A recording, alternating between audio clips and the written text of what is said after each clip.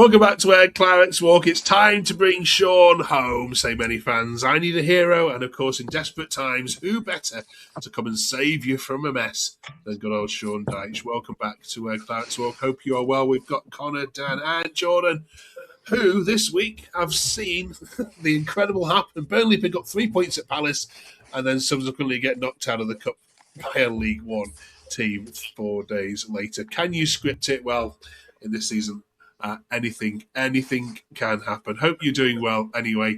This particular poster says, Dan says, take the cardigan and leave our great club. You don't deserve to lead our club any longer. Enough is enough. So, will it happen? Should it happen? When should it happen? All those questions to be answered by our panel this week. Great to have your company with us. Drop us up if you haven't yet already done so. Right then, Connor, go and get Dyche. Stay the fan base. Do you agree? I don't know. Part of me just says yeah, because why not? Let's just roll back the years. But at the same time, I think his time at the club, although he was sacked for a lot less than Parker or company haven't been sacked for, you know what I mean? I think it did run its course, and it was turgid football the last 2 seasons of Dyche. So maybe not him, but I'd be looking for a more adventurous manager. But no, if it resulted in Dyche, I'd be more than happy. Jordan, I reckon Sean Dyche keeps you up. I know your points adrift, but he would give you a steal that we've not seen. Make it happen, surely. I'm in Connor's camp. I would like somebody a bit more adventurous, maybe a bit more attacking, maybe somewhat more interesting to watch. However, that being said, I'd take Dyche back at club in a breath. Because under Dyche, they knew what they were fighting for. They knew why they was going out on that pitch, and they understood the regime of everything. You didn't have players throwing tantrums like you do now. I don't know. Yeah, I think he'd get everybody sorted out. Well, he used to be under Clough, didn't he? Cloughy, so he won't take any nonsense. So yeah, I'd take Shawnee back.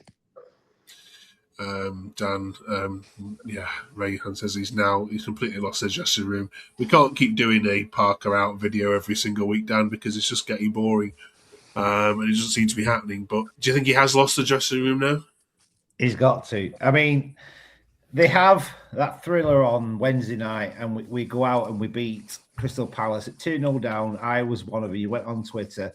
It was bad. You've got everybody just going Parker out. He's lost the dressing room. He's lost the dressing room. This, that, the other. Then they come back and they have an amazing 7 minutes and they hold on for 45. You can't beat it, can you? It's just unbelievable. And then when we go to Saturday, he plays a weakened team. He does play a weakened team, but let's be having it. That team should have beaten a League One Mansfield, who are about 13th in League One. And we go out and we produce that absolute nonsense. Players looking disinterested, fighting amongst themselves, slamming the floor. Barnes having a bit of a good pop at the ref, which isn't unusual for Barnes, but you can't be getting beat by that. And there's just no effort. I know what we were saying about do you want Dyche back. I would love to see him back, but I don't think he should come back. But at least you got an honest game of football out of people. People put 100% effort in. And people say, well, you got beat off Lincoln under Dyche, blah, blah, blah, etc. There is no way that team gets beat off Mansfield under Dyche. There's just no way. So, yeah, I think Parker, he clearly has lost it. He has a fluke result. One swallow doesn't make a summer. And I think I agree. I think they can't be playing for him. They just can't be. They have one result that was for their own pride. Not people will disagree with me. I just don't see it. Okay. So I've got some more then. Connor's choice is shocking from Parker today. His chance to go through to the next round of the FA Cup, and he puts out that starting 11. The next game isn't for a week, and it's away to Chelsea. Parker planning the great escape with 12 games left. Just ridiculous. Lots of people making this point. Why rest? Why rest the players? It looks like you're going down anyway. Just go for it. Give the fans something to cheer about. You've got the best draw out of any Premier League side at all at home against Mansfield, the lowest team left in the division apart from Macclesfield. And it's baffling. And he should be held accountable, shouldn't he? Yeah, but is anyone surprised? Is anyone sat here genuinely surprised? Because I'm not. And Yeah, then you look at that team, you think, yeah, we should be beating them. Are you surprised we didn't beat them though? Because I wasn't. When that final whistle went, I thought, oh well, it just sums up our season, this, doesn't it? You know. Connor? yeah, it's a confusing one because although he did rest many players, I saw someone put on Twitter saying about 7 out of those starting 11 players have all played in Europe before, and 3 out of the 5 subs have all played in Europe before. And we finished the game with about.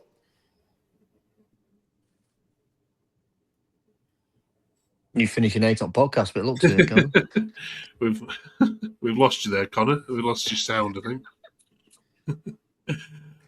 Danny shouldn't have rested all those players, should he?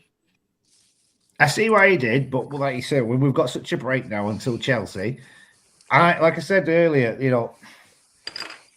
it makes you want to scream a little bit because that team is good enough to beat Mansfield. So you want to play those players to keep them interested and say, is there any room for people to come into that match day squad for the Premier League? But he's damned if he does, he's damned if he doesn't. He plays a team, they flatten him, but he picks up 3 injuries. People go mad at him saying you shouldn't have played your full squad team. Your squad should be good enough to beat them. He plays his squad team, who is good enough to beat them, and then they're not, and they get beaten, they go out. So he's in a catch-22 a little bit. I suppose it's a bit of a dangerous place for him to be, but I understand why he played his fringe players. I don't criticise him for it, but he should have got these players up to a speed, and they shouldn't be getting beat. We were the headline scalp this weekend. Nobody else has been beaten by. There's not a bigger gap of Premier League to lesser opposition than us this weekend. It's embarrassing. We're all over the back of the papers. We're in the middle of the sports pages. These players, they can't be ignorant to this. They've got to understand where the fans are. It mind boggles. It really does. Connor, you back? Can you hear me? Yep, we can now. Yeah, we can. Yeah, your view on it? I forgot what I was saying now. Yeah, that starting 11. I saw someone say on Twitter there were 7 out of them 11 starting players have all played in Europe before. 3 out of 5 subs have all played in Europe before. So it's not a bad team. He shouldn't have rotated it much because why change a winning team? I understand the Premier League it's the most important bit of the season. We know that, but why not breed a bit of confidence? Why not breed more confidence to the side? Play most of those players that played against Crystal Palace, our main Premier League team. Spank them 3 or 4-0. Make 3 or 4 changes at 4-0 up. Jobs are good. And everyone's happy. Everyone's getting game time, and then we move on with a bit of confidence. But no, it's confusing. It really is. Well, let's take a few steps back though. Talking about that team, that same team beat Millwall 5-1. Exactly. He's lost the dressing room 5-1, though, isn't it? Yeah, but it were our second team. And that, do you know what I mean? Millwall's second team on the day are good enough to beat Mansfield's first team, well, they should be on paper. He's lost the dressing room. That same team went out and did an absolute number on Millwall and were ruthless. He's lost the dressing room. They're not playing for There's a lot of passengers. Yeah, it's difficult to pick out individual players, but the ones that have come under most scrutiny under this is like JBL and a few others who have been they didn't really put a shift in. They expected to turn over a lower league opposition. This game was almost beneath them. And it's not black or white like that. It's more, football's never that easy. You don't just turn up and expect to roll over. So it is frustrating. And you can only believe that if players are going out and not trying, the buck has to stop at Parker. It has to. Okay. Last week we spoke about Mr. Pace and his comments there. He wrote into the program, Jordan. Well, I won't call it an apology because we didn't really see the word sorry there or anything. What did you make of his explanation for his comments and his overall the overall connection he thinks he's having with the fans? How's it gone down? Well, it weren't an apology, were it? Let's have it right. They were just I'm right kind of spiel, and he went off on one talking about meeting in the big Tesco's, whatever. It's just stop pretending. We know what you are. I called him out last week for it. He doesn't have connection with fans. He doesn't know how to speak to people on a genuine level. He's not working class, anything like that. And the timing of what he did, and then to go and lose to Mansfield, he just made himself look a complete and utter tool. If not already by that statement, why don't you say that straight afterwards? If that was me and I'd have said something in the heat of the moment, the next thing coming out of my mouth would have been, no, I'm sorry, lads, look, this is how it was. This is how I meant it. He left it for a week, so clearly strategic. He left it for a week just before the Mansfield game to say it then and then go, oh well, look, that's 2 games on bounce now. Look at me, wait, it's all getting better again. But it's just shot your 18th foot, Mr. Pace, because you just look a massive tool. I'd like to use different words, but we're family friendly.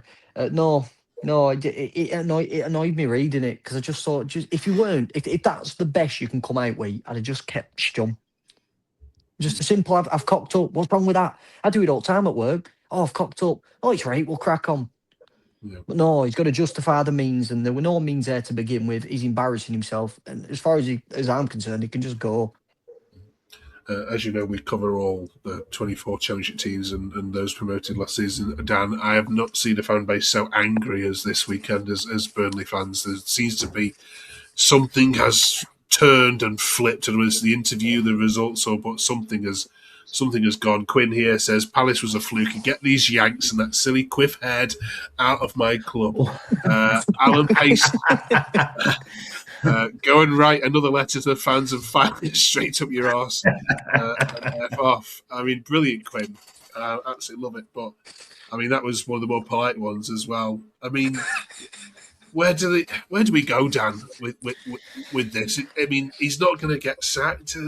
Even if Chelsea win 7-0 on the weekend, he'll be here Monday, won't he? He will be. And whoever wrote that, I didn't catch his name, sorry, but I can say with some degree of certainty you are not alone in relation to those comments. There's a lot of frustration amongst fans about the ownership. I mean, Parker's come out and almost as much said that his job is secure. And Pace has come out and made this statement saying, along the lines of, he didn't mean to offend the fans. However, I'm still right. You don't know what's around the corner. I don't apologise. Now, I asked a few people about this because maybe I was wrong. Maybe I'm, don't understand it. And maybe I just think that they don't care about us. But other people were saying that they'd rather him make that statement kind of saying, look, I didn't mean to offend you, but I'm still right, rather than a groveling apology just to, please the masses. So I kind of see where people are coming from in relation to that. But as far as, the club goes, this club has been around now. This year will be 144 years that it's been in existence. He's been in charge for 4. Don't you come and tell the fans, the lifeblood of this club, what's best for them. Don't be so arrogant as to believe that you think you know that. That's ridiculous. That's an absolutely bonkers statement. I appreciate it's his money or ALK's money who are trying to guide this forward, but don't come and lecture the fans and say to us, you don't know what they're. We were there in Division 4. We were there back in the times when times were bad. And coincidentally now we're living in a time when times are much better. But to turn around and almost criticise the fans, and Parker's just as bad. He's whinging on saying, you all cheered my name in May, and now you're all kind of having a go at me and upset that we've lost 16 on the bounce or we've not won in 16. Yeah, we're allowed to be a little bit upset by this because in 4 years' time, when Pace has sold the club, got himself out of debt and made his millions, we're still here picking up the pieces, cheering on whatever team's been put out there. So we're entitled to voice our opinion. So to come back and give that kind of thinly veiled, half-felt apology is absolute nonsense. Parker's not going anywhere. I'd love for somebody else to come involved at the end of this season and move into next season, but he's not doing. Like you say, Chelsea could embarrass us 8-0 and he'll still be there on Monday. It's just, I remember a time when the fans used to matter. But now we don't. And I read a stat somewhere that with the football money involved now, we could play behind closed doors and still make money. So we're not their priority anymore. And it's very, very clear to see. Okay. Connor, anything to add? Yeah, it just seems a punch in the face, really. It just seems like a smack around the head. And he is treating us like 3-year-olds. I think he's tried to word it in a way to make it sound like it's an apology, but it's not really an apology. Like these two were saying, I've shadowed what these two were saying. It's the way he talks to us. It's so condescending. It just seems like we have no common sense about us. He's just. I genuinely thought at one point, especially under the company season, where it seemed like things were on the up. I thought he was a good man going around, saying hello to the fans, whatever. I haven't got a picture with him. I'm taller than him, by the way. Must be close. No, it's not. Anyways, no. Yeah. An unlikable man. And Parker was saying in times like this, in challenges like this, you see the true side of people. I've seen the true side of Scott Parker and I've seen the true side of Alan Pace. There we go. There's a good saying that rhymes off for pace, and it's you'd rather people think you're stupid than open your mouth and prove them right. And that just sums it up for me. Absolutely. Right. I declare that we no longer talk about Pace or Parker for the remaining 14 weeks and focus on the positives. What are we going to talk about? The positives of this football club and the players that are trying, because there are genuine some players that are trying, and you do feel for them. We'll hopefully find some against Chelsea next week and be able to talk about them. But he's not going anywhere. Pace isn't selling up. There's no point us arguing about it. We should just crack on, enjoy the football for what it is, come back next season, win the championship, and everyone will be happy again and singing Parker's name. There we go. Right, now speaking of Parker, we're up to letter P in our A to Z of Burnley. He could get in, you know. Who do you want putting in here, fellas? We did O last week incredibly well, I thought. Anyone got anything good for P? I've got two. Anyone can take the floor here. Let's go for it. Pace and Parker out. Got two. That's all I have to say. No, I'll go with a serious one. I think this is a staple point of Burnley. It's not a player, but it's a place. I mean, it's changed its name now, but it will always be known as. For me, it's the Prinny. That is the first meeting point for any football fan. If they're going to go on the beer, you meet at the Prinny. The Royal Dyche was called the Princess Royal way back when. I refuse to call it the Royal Dyche. As much as I love Dyche, it's the Prinny. So for me, Prinny. Dan, anything? Yeah, I've got a few. I'll off a few quick ones, but then the two that I think we should focus on. You've got Harry Potts was the manager. I think he went on to manage England, but that's going back a long time ago. Ray Pointer, Nick Pope, these guys will remember, went on to Newcastle. John Pender was a captain when we went up from the old 4th division. But there's two that I think should be in there, or certainly in the conversation. One is Gary Parkinson. Now, he was a right back in 1994, I think it was. He scored the winner at Wembley, which took us up from what is now League One into the Championship. So he's been in the news a lot recently, suffering from locked-in syndrome. There's been loads of charity and stuff raised about him. Preston fans will know him as well. There's a few. And then the other one, which I think really probably should make it in, is a guy called Andy Payton. Now, Andy Payton, he was known as the Paddy and Predator. He was Paddy and born and bred, went on, played for Barnsley, Celtic, came back to the turf, won the Golden Boot, and we got promoted with him back in the, I wouldn't like to guess, late 90s, early 2000s. So I think those two got to be in the conversation if we're putting them into the lexicon. But I think probably Andy Payton, Paddy and Predator, P. It's got to be, hasn't it? Absolutely. Okay. That's a great shout, Dan. I think that one definitely wins, unless anyone in the comments is going to come up with anything better that we haven't remembered. Brilliant from you three this week. Thank you. Chelsea, yeah, what prediction, Jordan? Yeah, No. We win 3-0. We're not talking about Parker and Pace. We're going to 3-0 them. So, no, we're going to turn up. We're going to be dead and buried in first 45 minutes. Let's go about 4-1 maybe. Maybe we'll score when they turn off 4-1. 4-1. Okay, right, there we go. Join us next week as we review the 4-1 loss to Chelsea. Next week, unless Parker's been sacked, we will not be mentioning his name once. There we are. That's our deal. Next week. Okay, I can't make that promise. Okay. Catch you next week. Thanks for watching.